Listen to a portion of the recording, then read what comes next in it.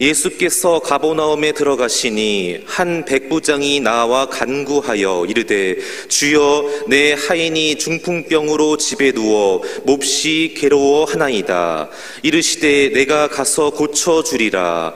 백부장이 대답하여 이르되 주여 내 집에 들어오심을 나는 감당하지 못하겠사오니 다만 말씀으로만 하옵소서. 그러면 내 하인이 낫게 싸움나이다. 나도 남의 수하에 있는 사람이요 내 아래에도 군사가 있으니 이더러 가라 하면 가고 저더러 오라 하면 오고 내 종더러 이것을 하라 하면 하나이다. 예수께서 들으시고 놀랍게 여겨 따르는 자들에게 이르시되 내가 진실로 너희에게 이르노니 이스라엘 중 아무에게서도 이만한 믿음을 보지 못하였노라.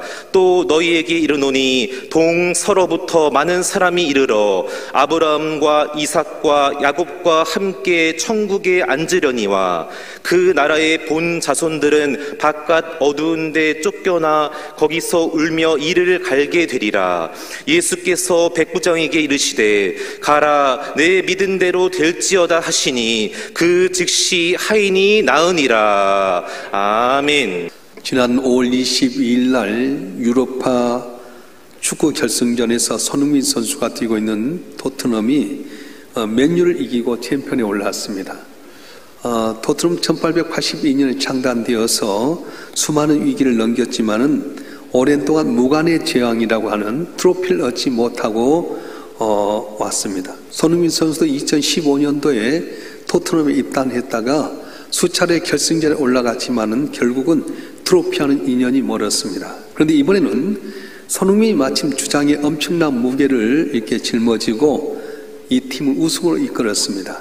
이날 승리는 손흥민 선배의 첫 트로피만 아니라 클럽 역사상 가장 중요한 의미 있는 순간이 되었습니다. 이번 유로파 결승전에서 손흥민 선수가 토트넘이 맨유를 이기고 난 다음에 패배했던 맨유의 주장 브루노 페르난데스는 경기장 한복판에 우두커니 서 있었습니다. 모두가 다 승리자에게 포커스를 맞추고 있는데 조명이 이 브루노의 얼굴에 비춰졌습니다. 얼굴은 져서 비참한 상태에 어깨는 축 늘어졌습니다.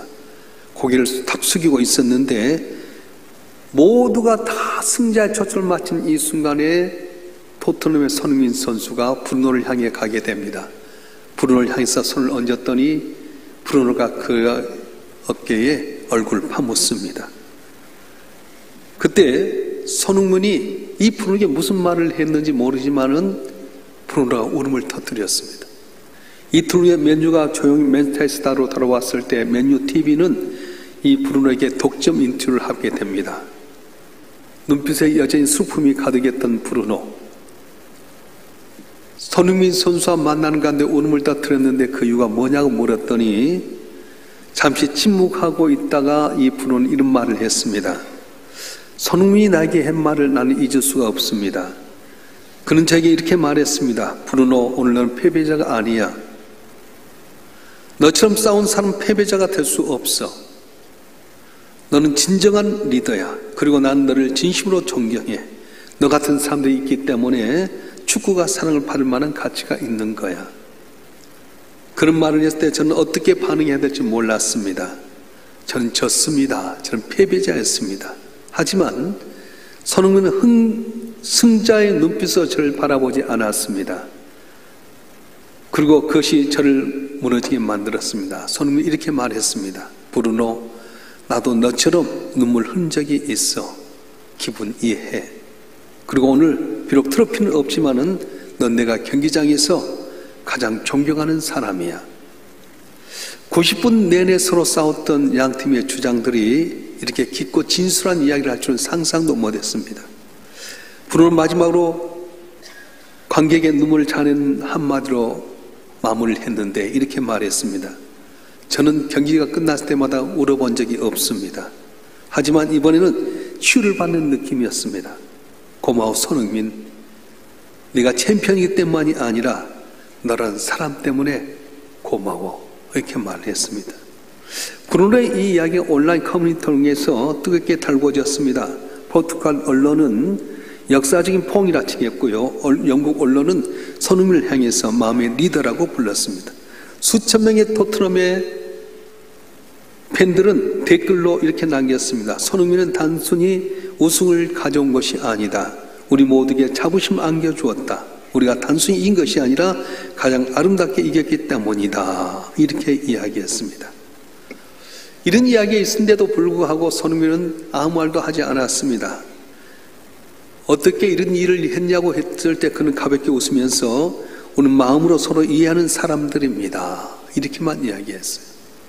승자로서 자기가 의기양양 트로피를 들고 자랑해야 될 텐데 지고 있었던 이 프루노라고 하는 맨체스터 유나이티드의 주장을 향해 가서 침묵하고 슬퍼하는 그에게 손을 얹고 말하는 겁니다. 너는 리더야. 너는 패배했지만 너는 패배자가 아니야. 난 너를 가장 존경해. 나도 너처럼 실패해서 온 적이 있었다. 기분 이해해. 그러나 너는 이 축구팀에 있어서 가장 존경받는 사람, 넌 최고의 리더야. 말로 격려할 때 그는 감동받게 되고 이 사실을 알았던 모든 사람들이 감동을 받았던 것입니다. 우리가 살아가는 시대는 참 힘든 시대입니다. 그래도 세상이 아름답게 여겨진 것은 물질이 넉넉해서나 보이는 것이 화려해서가 아닙니다. 감동을 준 사람들이 있기 때문에 그래도 우리는 이 땅을 살아가면서 어려운 시대에 살면서도 아름답게 여기게 되는 겁니다. 사람 참 묘해서요. 냉수 한 그릇 갖고도 감동받을 때도 있지만 어떨 때 금덩이를 줘도 감동이 안 될 때도 있습니다. 정말 감동은 아무나 받는 것 아닙니다. 감동은 아무나 끼치는 것 아닙니다. 감동이라고 하는 것은 하나님의 은혜로 말미암아서 되는 거고 감동을 끼칠 것도 하나님의 은총만이 할 수 있다고 하는 겁니다. 오늘 우리가 사는 이 시대는 점점 감동은 사라지게 되고 자극만 있게 되는 시대에 살고 있습니다. 편리하고 화려하고 넉넉하지만 감동을 맛보기는 쉽지 않습니다. 오히려 예전에 가난하고 부족했지만 그때는 감동이 있었어요. 전 영화를 참 좋아하는 편인데 많은 돈 안 들였는데도 불구하고 마음에 감동을 주는 영화가 있습니다. 혹시 맨발의 기봉이라는 영화 혹시 아셔요? 신현준 씨가 거기 정박야 기봉이로 나왔어요. 정신을 온청하지 못하는데 어머니 특일 해주기 위해서 자기가 마라톤에 참여하게 됩니다. 아들이 서울에 있는 마라톤에 갔다고 어머니는 서울에 한 번도 와본 적이 없는데 그 아들을 찾아서 서울 오게 됩니다. 마을의 사람들은 부족한 이 정박아 있는 기봉이하고 그 어머니를 또 돕기 위해서 전체 마을 사람들이 와서 기봉이와 마라톤 하는데 응원하게 됩니다.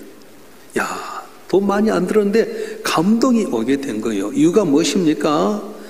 대부분의 사람들은 다 선동에 휩싸여 살아가고 있는데 감동을 주었어요. 선동이 뭡니까? 오늘날 유행이라든가 광고는 선동입니다. 그 선동에 휩쓸려 살다 보니까 자기를 잃어버리게 되고 점점 삭막한 삶을 살아가게 됩니다. 인생이 올바로 서려면 어떻게 해야 됩니까? 감동이 있어야 된다는 거예요. 오늘 본문에 보면 감동을 주는 인생이 있는데 로마의 백부장입니다.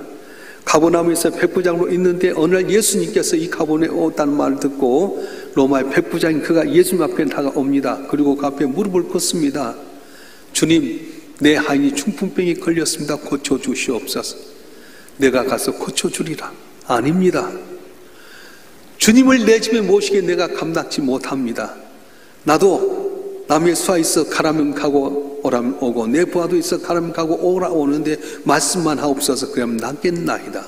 그때 주님께서 깜짝 놀랐습니다. 10절에 보면 놀랍게 여겼다 이렇게 말씀하는데 깜짝 놀랐다, 감동받았다 그런 말입니다. 그래서 제자가 이렇게 말씀합니다. 내가 진실로 내게 이르노니 이스라엘 중 아무에게도 이만한 믿음을 보지 못했노라 이렇게 말씀하셨어요. 여태까지 이만한 믿음 보지 못했다고 하는 겁니다. 지금 평상시에 두 가지 것 때문에 놀랐는데, 첫째는 선민이라고 했던 유대인들이 믿음이 있을 줄 알았는데 믿음이 없는 것 때문에 놀랐습니다. 두 번째는 믿음이 없어야 될 이방인들 가운데 믿음 있는 걸 보면서 놀랐다고 하는 겁니다. 그런데 이 백부장이 어떤 사람입니까? 이방인이었습니다. 믿음을 갖기 어려운 조건이 있는 사람이었습니다. 그런데 말씀만 하시옵소서. 그러면 내 하인 낫겠나이다. 그런 믿음이 있었습니다. 자기 정복하고 있었던 그 지역에 몇 목수였던 예수님 앞에 자기 하인을 고쳐달라고 무릎 꿇는 것에 지금 감동을 받게 됐다고 하는 겁니다. 이 백부장은 두 가지 감동을 준 인생인데, 첫째는 이웃에게, 사람에게 감동을 주었습니다. 오늘 본문에는 나오지 않지만 똑같은 평행 구문이 누가복음 7장에 나오게 됩니다. 근데 그 내용에 보게 되면 유대의 장로들이 예수님 앞에 나와서 이 백부장의 하인의 병을 고쳐달라고 요청합니다. 유대인들이 어떤 사람들입니까? 선민의식 속에서 자긍심이 아주 강한 사람들입니다. 그래서 이방이라면 개치고하고 있는데 그 장로들이 예수님 앞에 나와서 이 백부장의 하인을 고쳐달라고 요청하고 있는 것입니다. 왜요? 이 백부장이 자기가 정복하고 있는 유대 사람들을 너무 사랑하고 긍휼을 베풀었어요. 그리고 그들 위해서 회당도 지어줬기 때문에 그렇습니다. 또 다른 하나는 이 백부는 사람을 감동시킬 뿐만 아니라 주님을 감동시켰습니다. 사람들은 때때로 쉽게 감동합니다. 속임당해서 감동할 때가 많습니다. 그런데 하나님은 감동을 쉽게 안 받습니다. 왜? 모든 걸 다 알고 있기 때문에. 겉으로 번지르 나온 것 같지만 속을 알고 있고 의도를 알고 있는 하나님은 쉽게 감동받지 않습니다. 그런데 오늘 이 백부장의 모습을 보면서 주님이 감동을 받았어요. 자, 그러면 이 백부장은 어떻게 주님을 감동시켰습니까? 무엇 때문에 주님 감동받습니까? 히브리서에 보면 믿음이 없이는 하나님을 기쁘시하지 못하나니 한 걸 보면 믿음만이 하나님을 감동시키게 되는데, 하나님을 감동시키는 유일한 길이 바로 믿음이라고 하는 거예요. 자, 그러면 이 이방의 사람 백부장은 어떤 믿음을 갖고 있었습니까? 먼저는 오늘 10절 말씀 한번 볼까요? 10절 말씀 한번 보겠습니다. 한번 읽어보겠습니다. 10절 말씀 시작. 예수께서 들으시고 놀랍게 여겼다는 자들에게 이르시되 내가 진실로 너에게 이르노니 이스라엘 중 아무에서 이만한 믿음을 보지 못하였노라. 아멘. 모든 관계에서 감동을 주는 것은 바로 믿음이라고 하는 거예요. 나를 믿어준 만큼, 나를 신뢰해준 만큼 감동이 없습니다. 아무도 나를 모르고 나를 신뢰해주지 않는데 나를 믿어주면 얼마나 감동이 됩니까? 제가 개척하면서 우리 교회를 칭찬하는 교회, 자랑하는 교회, 나보다 남을 더 귀하게 여기는 교회라는 표현을 갖게 된 배경 중 하나가, 내가 나를 봐도 길이 없을 때가 있었어요. 가능성이 없을 때가 있었습니다. 그런데 제가 섬겼던 교회 장로님께서 제가 대학을 가기 위해서 학원비를 요청했어요. 그때 당시 5.18 사건 끝나고 나서 제가 사업을 하다가 쫄딱 망했습니다. 학원비가 없어서 있을 때 장로님께 가서, 장로님, 제가 주의 종의 가기 위해서 공부를 해야 할 때 학원비를 좀 도와주세요. 얼마냐? 33,900원입니다. 내가 5만 원 도와줄게. 그래서 그분이 도와줘서 제가 공부를 해가지고 장로 신학대학 기독교육과를 왔어요. 그런데 장로님께서 대학 4년, 신대원 3년, 7년 동안 학비를 전체 다 대줬어요. 제가 너무 죄송하고 감사하기도 해서, 장로님 소원이 뭡니까? 제가 부정하게 기도할게요. 그랬더니 장로님께서 하신 말씀이, 아들 둘에 딸 셋이 있는데 우리 큰 사이가 판사다. 대법관 됐으면 좋겠다. 그러십니까? 근데요, 자녀가 잘 됐어요. 그 사이가 나중에 대법관이 되고 감사원장이 되고요, 우리나라 호남의 최초의 국무총리 김항식 총리가 바로 장로님 사이입니다. 아들들도 다 의사고요. 가능성 없고 보잘것없는 자를 그 장로님 부귀한 분이 믿고 학원비 대주고요, 장학금 다 대주고, 제가 개척을 이제 하려면서, 장로님, 나 개척할 돈이 없습니다. 5천만 원만 빌려주세요. 지금 30년 전에 5천만 원이 얼마나 큽니까? 근데 장로님 하신 말씀이, 내가 너를 위해서 유학 보내려고 돈 준비한 것도 있다. 이거 갖고 해라. 5천만 원을 주었어요. 수표를 받아서 가슴이 엉클는데 가슴이 부들부들 떨리더라고요. 얼마나 감사하지. 난 내가 나를 봐도 정말 가능성이 없었는데 믿음의 눈으로 바라보면서 가능성을 보면서 믿어준 거 얼마나 감사한지요. 그래서 저는 새벽마다 그분 위해서 기도했어요. 비록 그 내부는 천국 같지만 지금도 그 새벽명 그 자녀를 위해서 5명의 자녀를 위해서 계속 기도하고 있는 거예요. 그렇습니다. 아무도 나를 안 믿어줬을 때 믿어준 것, 거기에 감동이 있는 것 아니겠습니까? 오늘 본문에 보면 이 백부장이 주님을 감동시켰는데 어떤 믿음이었습니까? 먼저는 남에 대한 긍휼과 사랑의 믿음이 있었어요. 남에 대한 긍휼과 사랑의 믿음. 백부장은 자기 하인이 병들고 보면 안타까워서 주님 앞에 간구합니다. 자기 병 낫기 위해서 간구한 것 아닙니다. 가족의 병을 낫기 위해서 간구한 것 아닙니다. 자기 하인이 병든 것을 낫게 해주기 위해서 바로 로마의 백부장이 자기가 정복하고 있는 사람의 앞에서 무릎을 꿇었습니다. 그 하인을 얼마나 사랑했는지 모릅니다.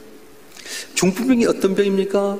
금병에 효자가 없다고 하는 것처럼 오늘도 중풍병 걸리면 고치기 쉽지 않아요. 근데 옛날에 얼마나 힘들겠습니까? 하인이 중풍병에 걸리면 먹는 것만 축내지 않겠습니까? 고침받아도 저로 일하지 못합니다. 그렇다면 이 백부장 입장에서 그 하인을 버려도 됩니다. 재산과 같았기 때문에 버려도 되는데 이 백부장이 예수님 앞에 나와서 그 하인, 중풍병 된 하인을 고치기 위해서 무릎을 꿇었다는데 주님께서 감동을 받는 거였어요. 여러분, 나에 대해서가 아니라 이웃에 대해서 긍휼을 베풀고 사랑을 하는 그 믿음을 주께서 기뻐하신다는 거예요.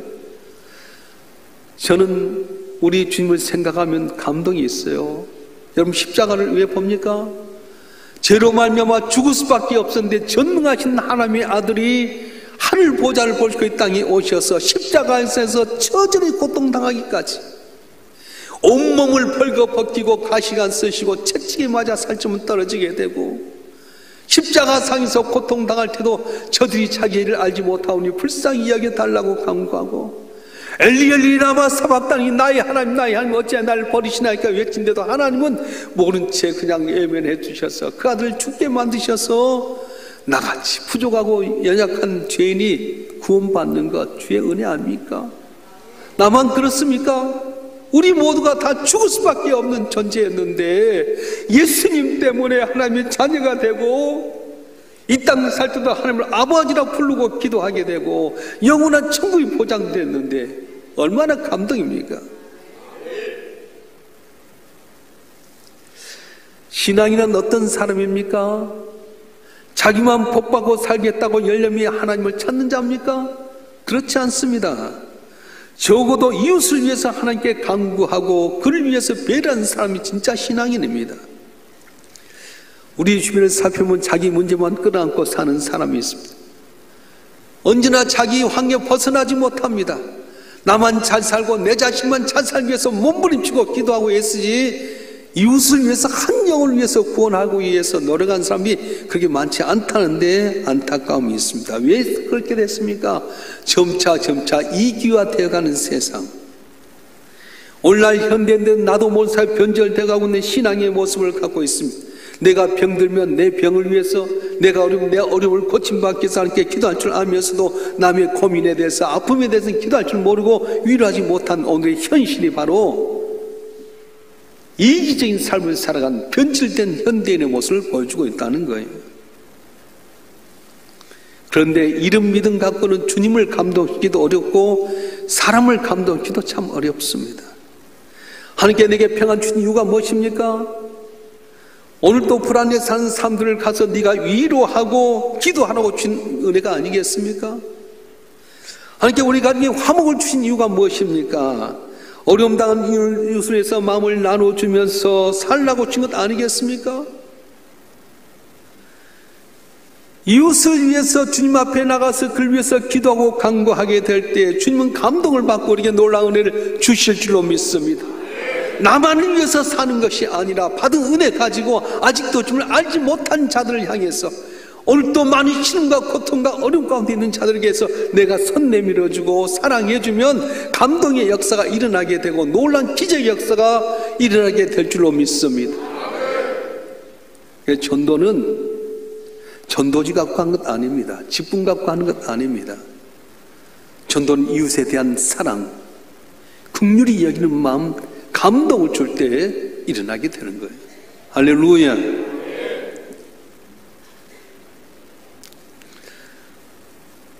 이 백부장의 믿음은 어떤 믿음이냐? 이웃에 대한 긍휼과 사랑의 믿음도 있었지만 주님을 감동시킬 수 있는 헌신이 있었어요. 다시 말하면 하나님 위해서 귀한 것을 드린 믿음, 헌신이 있었습니다. 누가복음 7장 4절과 5절 말씀 한번 읽어보겠습니다. 누가복음 7장 4절 5절 말씀 시작. 이에 그들이 예수께 나와 간절히 구하여 이르되 이 일을 하시는 것이 이 사람이 합당하니이다. 그가 우리 민족을 사랑하고 또한 우리 위하여 회당을 지었나이다 하니. 아멘.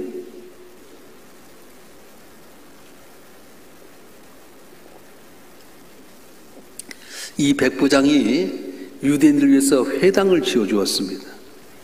여러분, 좀 비판적인 시각으로 보게 되면 로마가 이 유대인을 다스리기 위해서 사탕 발림한 것 아니냐 그렇게 생각할 수도 있어요. 근데 그렇지 않습니다. 만약에 사탕 발림 정도 하려고 회당을 지었다면 유대인의 장로들이 구태여 예수님께 나와서 이 백부장이 하인 고쳐달라고 요청하지 않았을 거예요.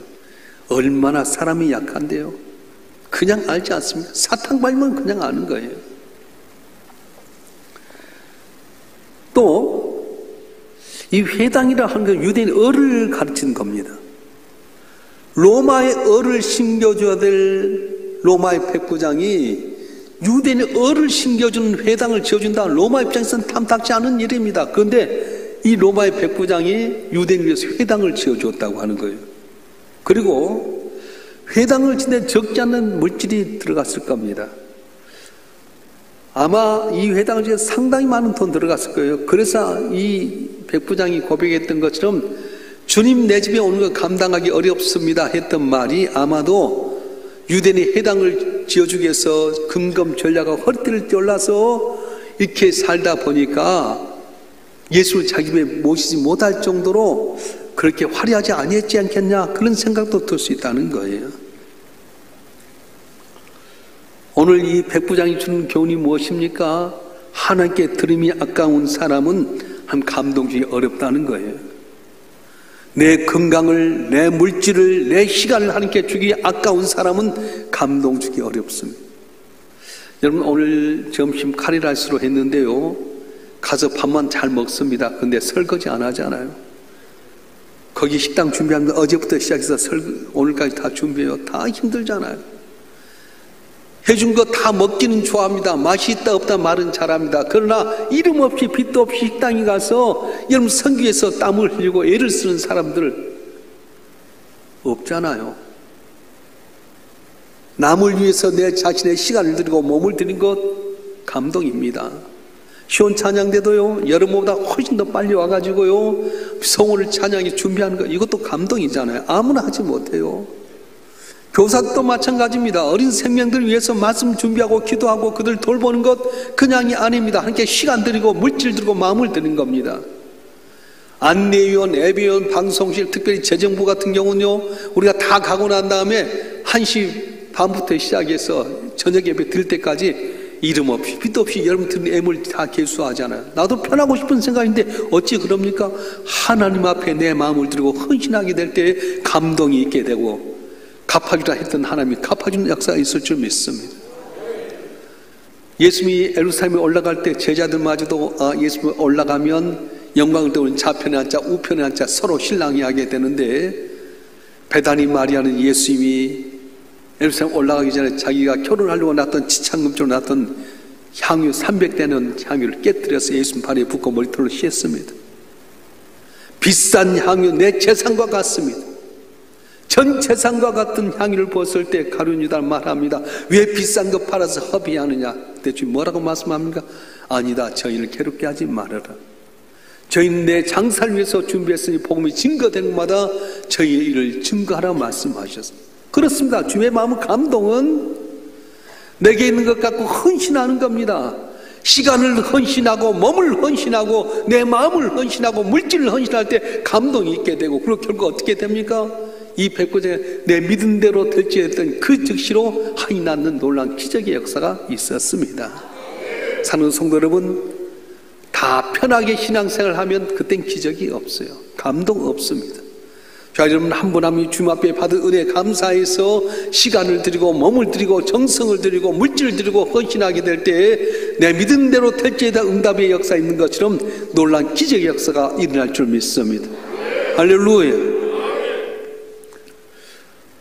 이 백부장의 믿음은 어떤 믿음입니까?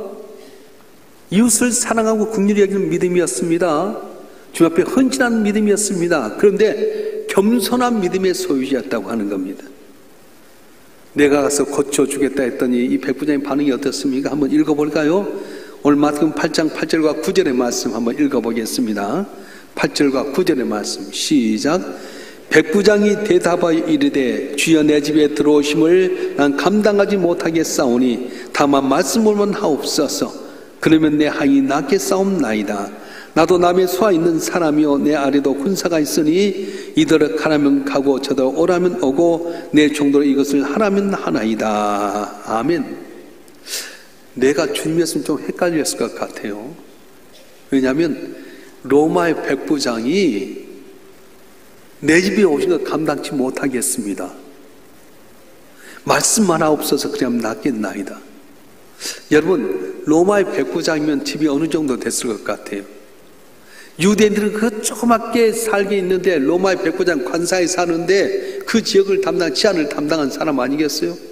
그러면 어느 정도 잘 살 수 있었을 텐데 예수님을 내 집에 모시게 감당치 못하겠습니다. 이건 날 갖고 놀리려나? 농담 따먹게 하려 하는 거라? 그렇지 않겠어요? 근데 오늘 본문의 말씀과 누가복음 말씀을 비교해서 보면은 이 사람의 말은 가식적이거나 즉흥적인 게 아닌 것을 알 수 있습니다. 정말 주님을 크게 대하고 있습니다. 전능하신 하나님으로 보니까 피조물 인간의 집이 아무리 좋게 한들 하나님을 모시기에 너무 부족하다는 거예요. 사람은 좀 잘 살면 가시적입니다. 이참에 내가 뭔가 좀 보여줘야 되겠다. 그래서 좀 끔찍하면 다 집에 모여서 초청하잖아요. 좋은 차 있으면 내 차 타고 어디 여행 가자고 하잖아요. 그런데 이 백부장은 아니었어요. 유대인들에 비하면 잘 사는 집에 살았음에도 불구하고 하나님 너무 크게 보다 보니까 내 집은 그 주님 모시기 너무 초라합니다. 나는 부족하기 짝이 없습니다. 겸손의 눈으로 보니까 주님이 크게 보이게요. 교만의 눈으로 보게 되면 내가 크고 주님 작게 보이는 법이에요. 교회 왔을 때 여러분 하나님이 크게 보입니까? 겸손의 눈으로 본 겁니다. 내가 교회 왔는데 아무도 우습게 생각하고요. 내가 함부로 살면 교만한 거예요. 정말 이 백부장 말대로 그의 집이 화려하지 않을 수 있습니다. 왜요? 유대인의 회당을 짓기 위해서 허리도 조설하며 금검 전략하다 보니까 화려하게 집 안에 쓸 수 있어요. 그래서 지금 모시기 힘들 수도 있을 수 있습니다. 어쨌든 주님께서는 이 백부장의 믿음을 보면서 내가 이만한 믿음을 이스라엘 가운데 본 적이 없다고 칭찬해 주었습니다.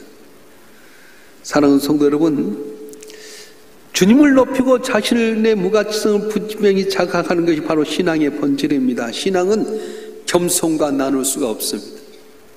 몇십 년 신앙생활하고 직분 받았음에도 불구하고 교만하면 그것은 가짜입니다. 비록 신앙생활 몇 년 하지 않았어도 하나님이 크게 보이고 나는 작아진 것은 바로 겸손한 믿음입니다. 할렐루야.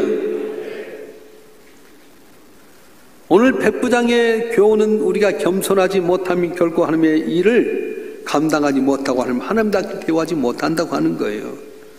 겸손으로 작아지면 작아질수록 하나님 더 커지게 되고 교만으로 내 자기 커질수록 주님은 작아지게 보이게 된 겁니다. 사랑하는 성도 여러분, 오늘 백부장은 믿음 갖기에 좋은 위치에 있지도 않았습니다.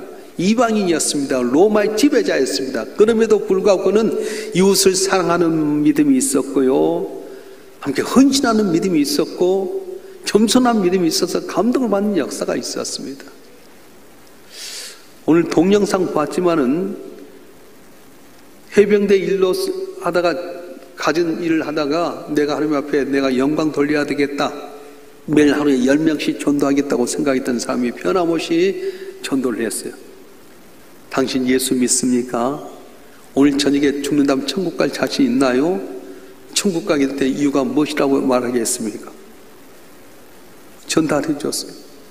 하나도 내가 당신 때문에 구원받았습니다 한 사람이 안 나타나니까 내 인생에 실패한 열매가 있는 거, 실패한 사람 아닌가 생각했는데 알고 보니까 그분을 통해서 14만 6천 명이라고 하는 사람이 다 구원받는 역사가 있었어요. 왜요? 감동이 있었어요. 변함없이 그 자리에 있으면서 지나간 사람에게 전도 주시면서 예수 믿습니까? 오늘 밤 중남 천국 갈 자신 있습니까? 천국에서 만약에 왜 여기 올 이유가 있었다면 뭐라고 말씀하시겠습니까? 이 말을 했는데 사람들이 그걸 보고 충격을 받는 겁니다. 오늘 우리가 맥주 감사할 때 총동원과 전도축제 한다고 하는데 전도지 갖고 절대 안 돼요. 뭐 해야 돼? 감동을 줘야 돼요. 말로 감동해야 됩니다. 이제 내일 모레 선거가 있어 우리 교회 아마 선거 운동하러 오신 분이 많이 있을 거예요. 그때 여러분 말 잘해야 돼요. 아이고 어서 오세요.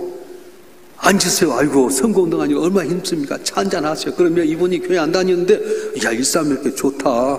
나 교회 안 돼. 이 교회 다녀볼까? 그러지 않겠어요? 민주당도 이 빨갱이 가라 그런다든가 국민의힘이라고 내란 개수야 가라 그러면은 이것들이 뭐나 그러지 않겠어요? 말 한마디 잘해야 된다고. 누구든 오든 민주당이 오든 국민의힘이 오든가 우린 잘해줘야 돼요. 어서 오세요. 수고하십니다. 차 한잔하세요. 방글방글 웃으면 저 사람이 왜 저러지? 예수 믿으면 저런가? 그러지 않겠어요?